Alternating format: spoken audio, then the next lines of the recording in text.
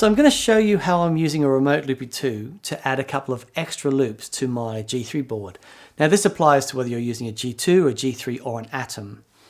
So the Remote Loopy 2 allows us to add 2 extra passive true bypass loops to our rig. So the signal path for me is my guitar is going into the Remote Loopy 2. In loop 1 I've got my treble booster.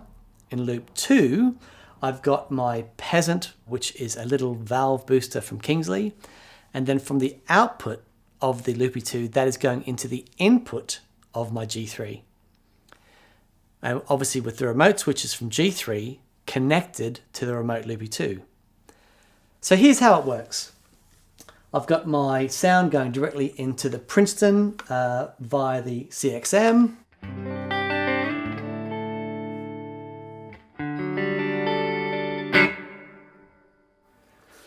And I can use the remote switches to turn on the effects that are in those loops that sit before G3. Now I want to add the Peasant to that sound. So I hit remote switch 1 and now the Peasant is turned on.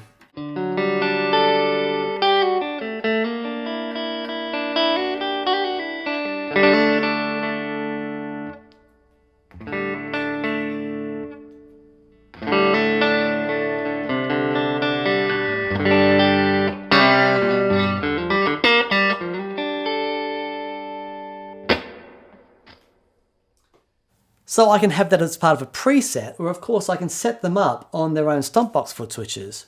So if I go to another preset here that has the Valbrook Kaluna on, which is a lovely valve overdrive pedal.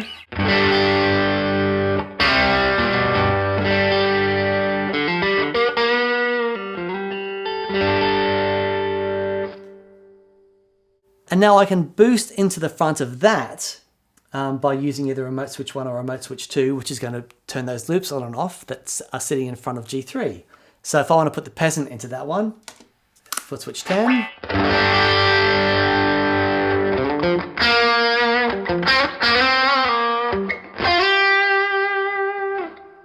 Or I can kick the treble booster in.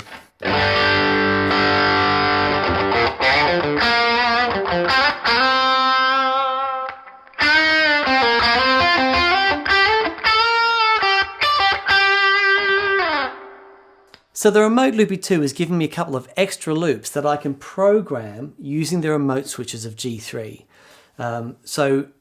I've now gone from a 12 loop switcher to a 14 loop switcher by having the Remote Loopy 2 sit in front of G3.